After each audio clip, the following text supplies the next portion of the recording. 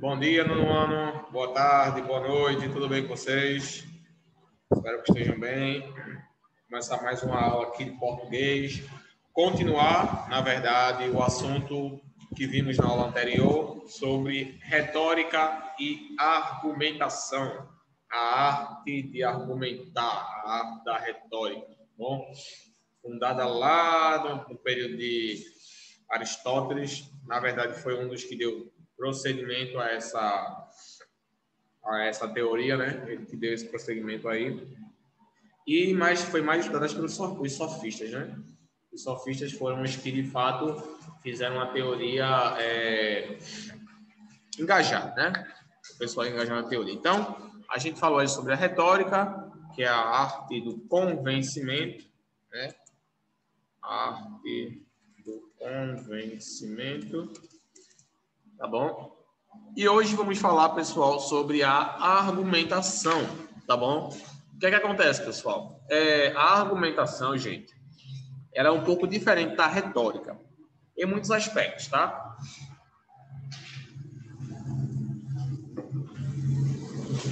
Por quê, professor? Como eu falei para vocês, a retórica, ela consiste em saber convencer, em usar palavras convincentes, tá? E ser persuasivo. Basicamente, é isso que compõe a retórica, tá? Nem sempre, na retórica, você vai falar coisas apuradas, coisas reais, coisas... Você não vai se basear muitas vezes. Às vezes é só saber falar e saber convencer, tá? Então, nem sempre um retórico ele vai estar usando argumentos válidos. Nem sempre ele vai ter uma base para o que ele vai estar falando. O que difere da argumentação. Porque a argumentação, você precisa ter argumentos, e esses argumentos precisam ter fundamentos, tá? Precisam ter uma base. Sem essa base, você não vai poder argumentar, tá bom? É tipo você falar assim, os índios não sabem falar o português apropriado.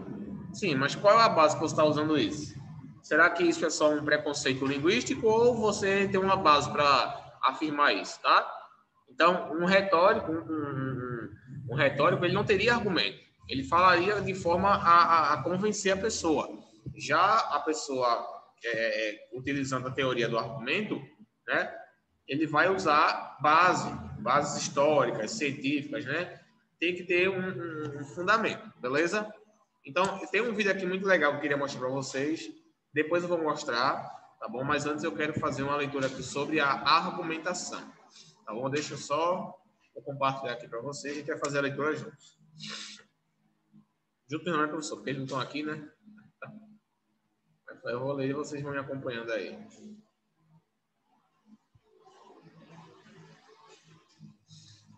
Por que tá para lá, hein? Só um minuto, tá, gente?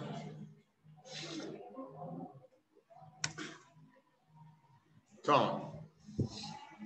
Vocês viram lá o link que eu deixei para vocês.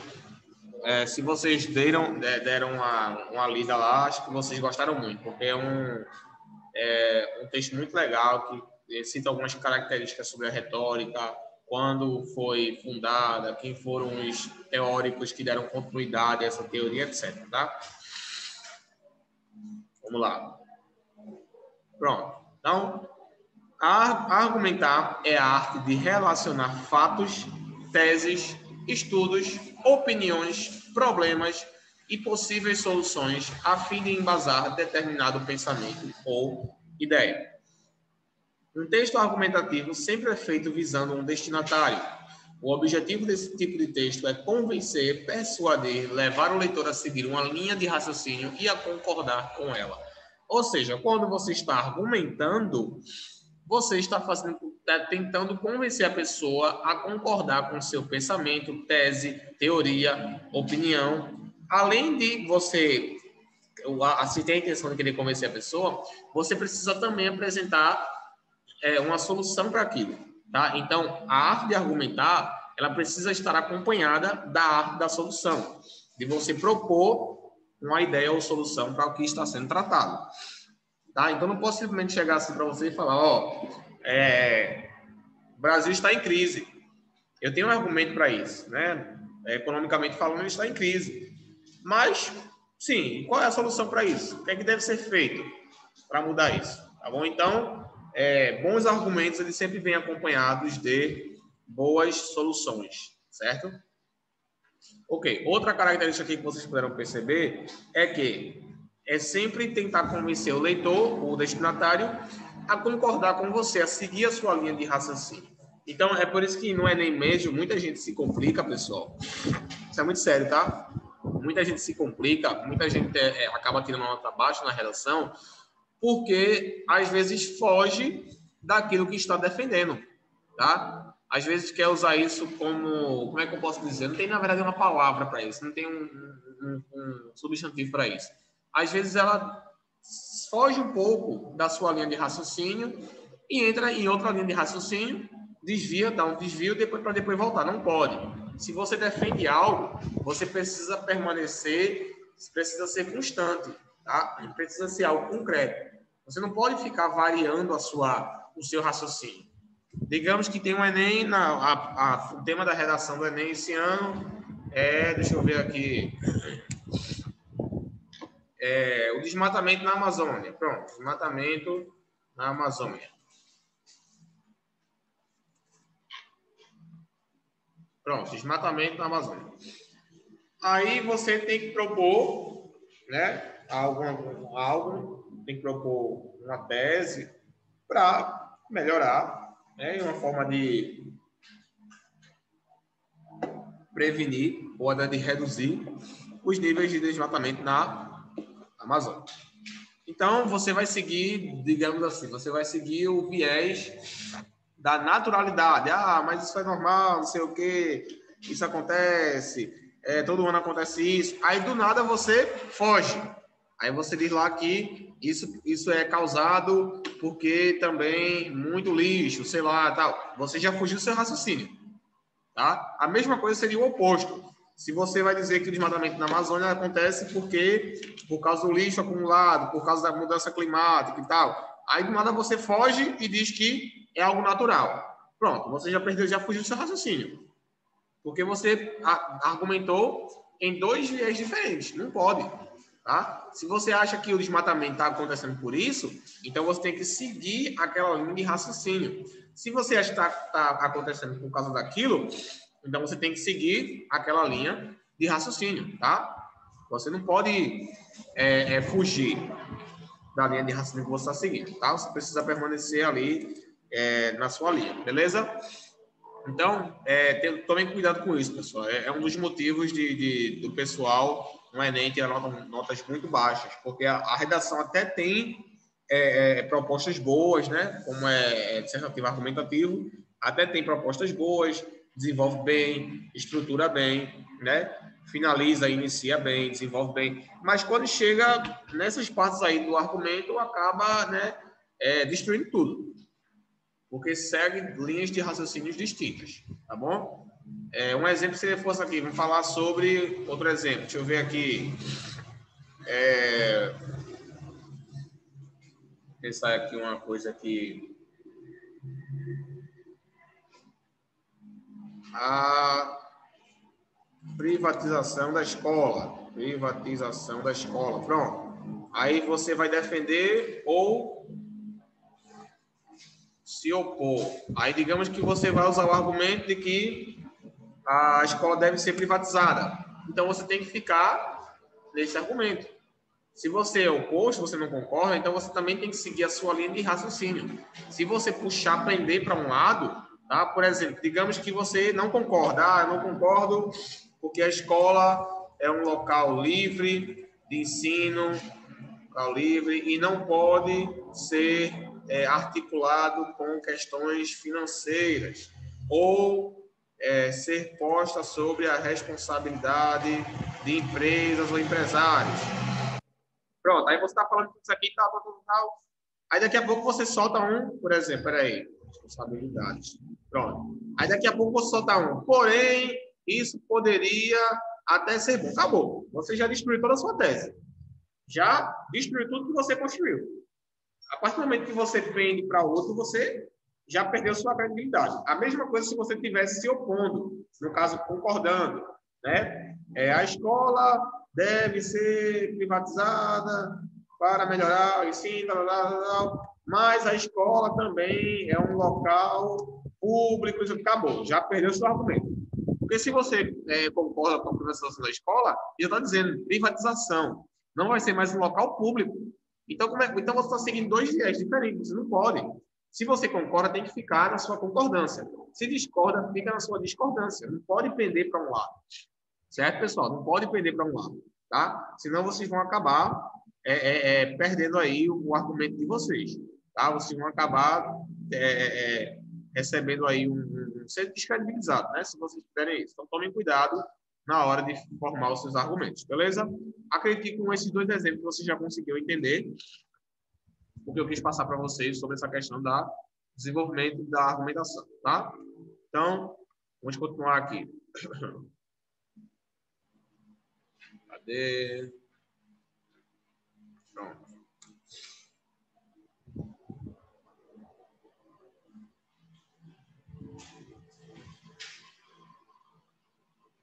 Pronto. Para que a argumentação seja convincente, é necessário levar o leitor a um beco sem saída, onde ele seja obrigado a concordar com os argumentos expostos. No caso da redação, por ser um texto pequeno, há uma obrigatoriedade em ser conciso e preciso, para que o leitor possa ser levado direto ao ponto-chave.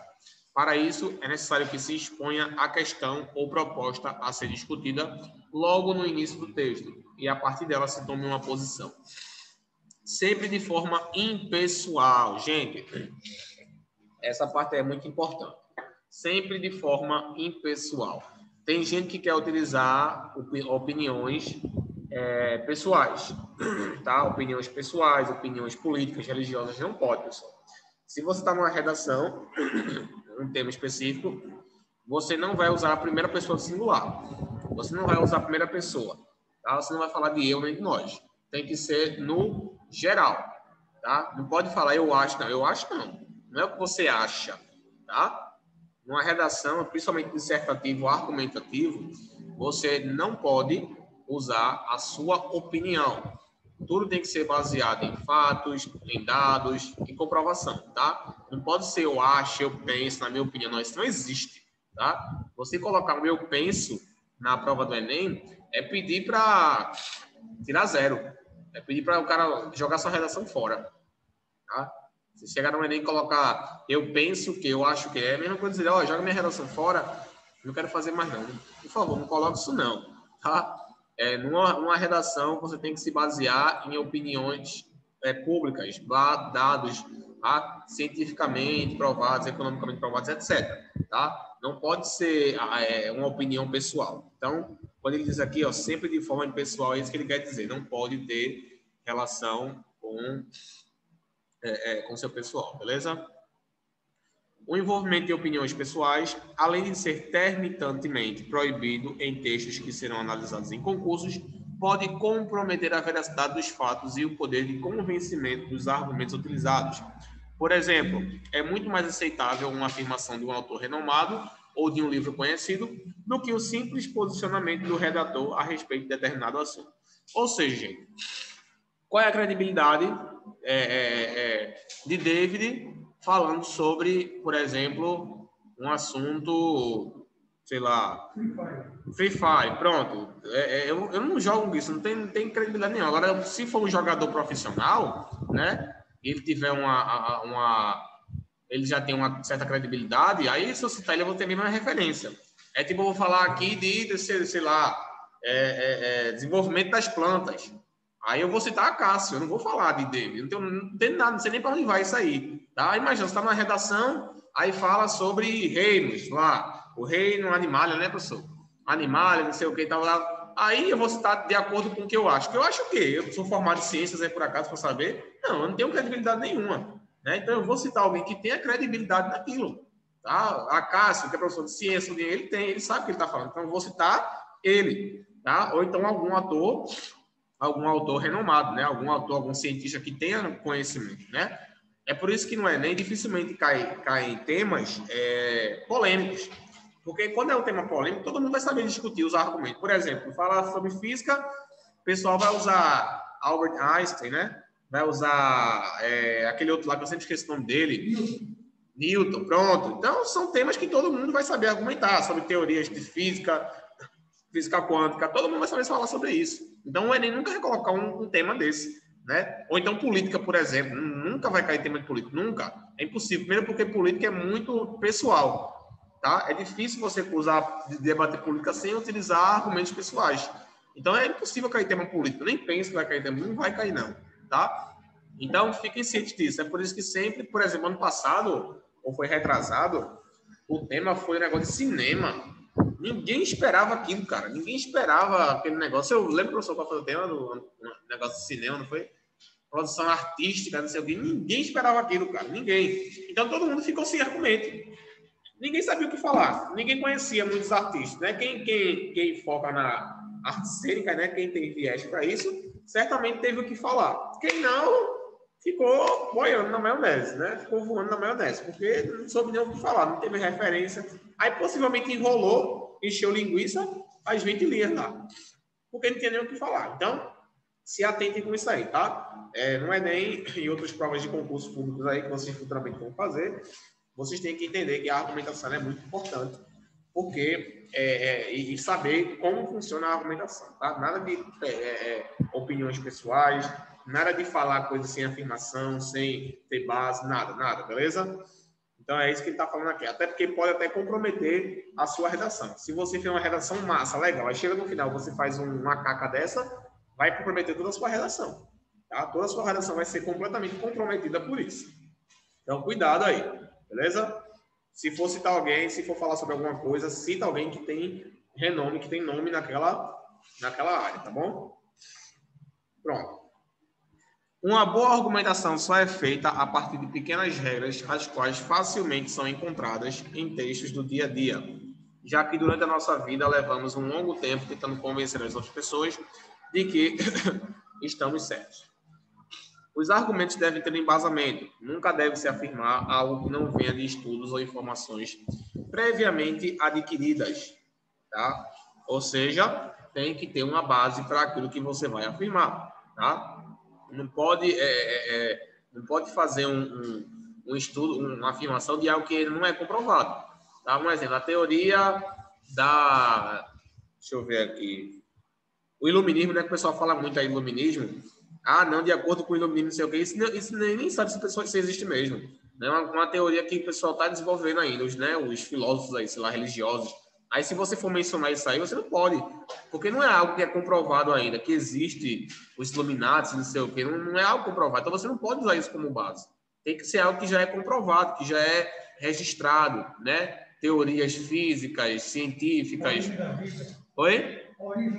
Origem da vida, desenvolvimento, exatamente. Tudo coisas que são comprovadas cientificamente, tá? Historicamente também, entendeu? Culturalmente, socialmente, tem coisas que sejam comprovadas, tá? Não pode usar argumentos aí com coisas que estejam em análise, coisas que ainda não foram, que uns pensam assim, outros pensam assado. Não pode, tá bom?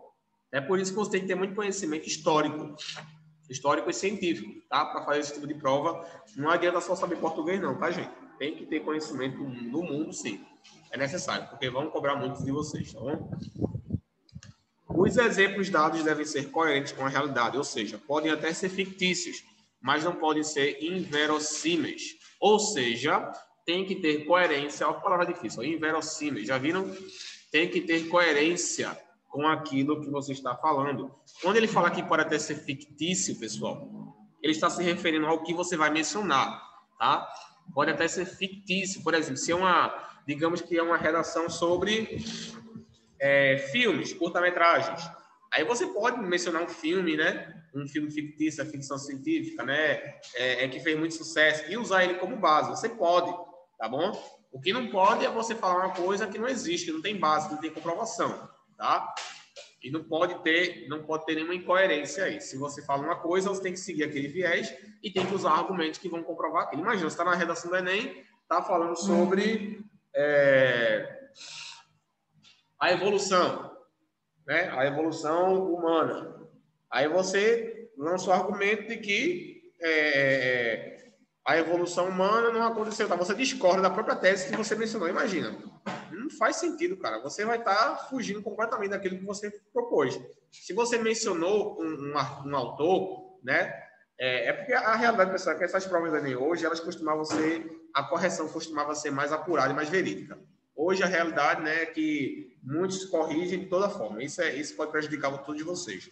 Né? Isso aí, claro, a gente tem que cobrar, mas antigamente eles analisavam tudo isso. Imagina, você citar um autor, um cientista, pronto. Professor, me diga um cientista aí que... Darwin, né? Darwin, pronto. Digamos que você cita Darwin, que formou a teoria da evolução, né? Pronto. Aí você citou ele.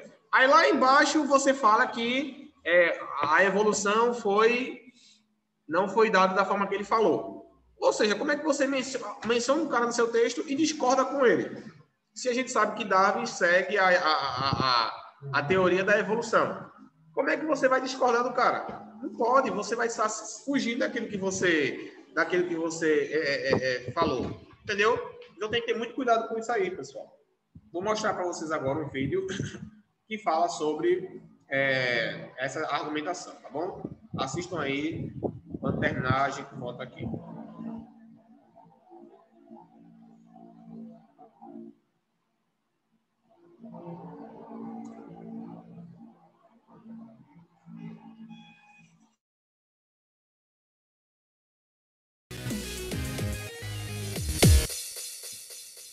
Certamente você já teve que convencer alguém a fazer alguma coisa, mas você já parou para pensar como é que você atinge isso?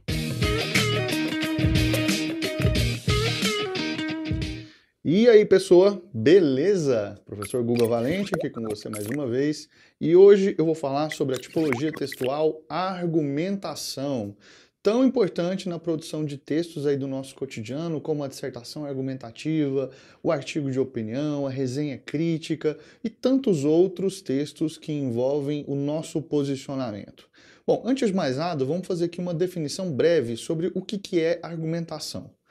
Argumentação é uma tipologia textual, ou seja, é uma sequência de frases, de vocábulos, né, de escolhas lexicais que a gente faz ali, que tem um objetivo: apresentar o nosso ponto de vista na mesma medida em que apresenta argumentos para defender esse ponto de vista. Ou seja, quando a gente faz a argumentação, nós estamos lançando mão não só do nosso posicionamento, mas nós estamos tentando também fazer com que o outro passe a pensar como a gente. O nome disso é persuasão. Então, o objetivo da argumentação é fazer com que o outro seja convencido daquele ponto de vista que nós estamos apresentando desde o início do nosso texto. Então, qual que é a diferença de opinar e argumentar? Opinar, eu simplesmente me posiciono. Eu digo, eu gosto de chocolate meio amargo. Beleza? Isso é uma opinião. E aí alguém pode me perguntar assim, por que você gosta de chocolate meio amargo? E aí eu posso dizer assim, porque sim. Aquela resposta bem vazia, né? Porque sim, porque eu acho gostoso. Já é uma justificativa um pouco melhor porque eu acho gostoso.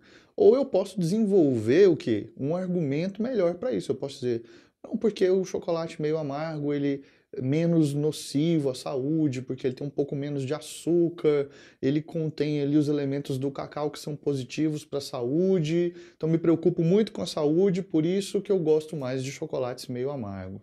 Então, quer dizer, nesse sentido, a gente consegue ver que esse argumento ele é um pouco mais sólido, tá? Talvez ele não convença o outro, mas certamente ele é um argumento mais sólido. Então a argumentação não é só o posicionamento, é também a apresentação desses argumentos. E aí, para a gente entender o que é argumento? O argumento é uma justificativa, é um fato, é uma prova, beleza? É uma estatística, é um fato histórico, é um dado que o jornalismo explora, enfim, né? Existem inúmeros tipos de argumentos e os argumentos existem exatamente para poder sustentar o nosso ponto de vista. Então, muitas vezes a gente vai recorrer àquilo que é concreto, como, por exemplo, um dado estatístico ou um fato histórico.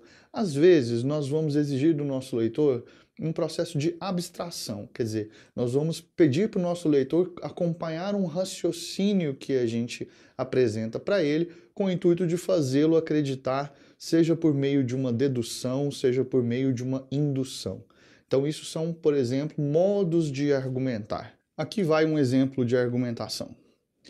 O brasileiro, muito provavelmente, por desconhecimento, não gosta de museu. Veja bem, isso é uma opinião, beleza? Isso é um ponto de vista, tá?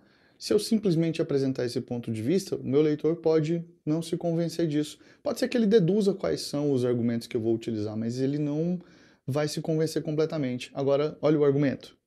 Prova disso é que cerca de 90% do povo tupiniquim nunca pisou em um desses espaços na vida, de acordo com o IBGE.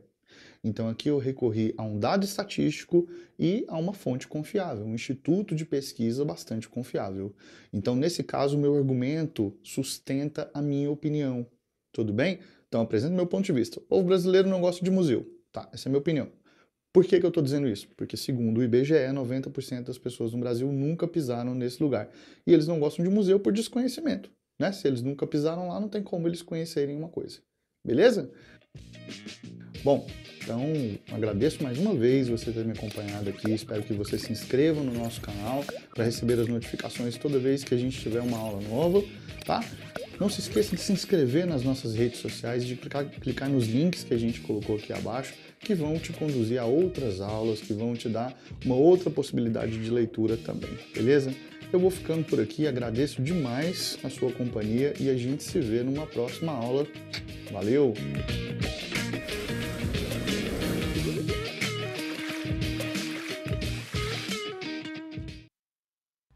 Pronto, pessoal, então ficamos por aqui também. Espero que vocês Todo tenham abacate é entendido. verde. O incrível Hulk é verde logo. Pronto. Então, ficamos por aqui. Vejo vocês na próxima aula, beleza? Espero que vocês tenham entendido, espero que tenham gostado. Pratiquem a argumentação, muito utilizado no Enem e outras provas de vestibulares aí. Beleza, pessoal? Ó, próxima aula a gente já começa, já iniciou o assunto também. Vamos falar aqui sobre alguns assuntos do livro para finalizarmos o ano, beleza? Continuem o estudo de vocês, vamos embora. Tem muita coisa para ver ainda, tem muito conteúdo para a gente estudar. Vamos lá, que a Enem está chegando aí, beleza, gente? Então, tenham uma boa semana. Qualquer dúvida, vocês podem mandar para mim lá no Class App. Sabe que eu estou à disposição de vocês, né? Podem mandar que assim que eu ver, eu vou responder, beleza? Fiquem na paz, boa semana e até a próxima aula. Tchau.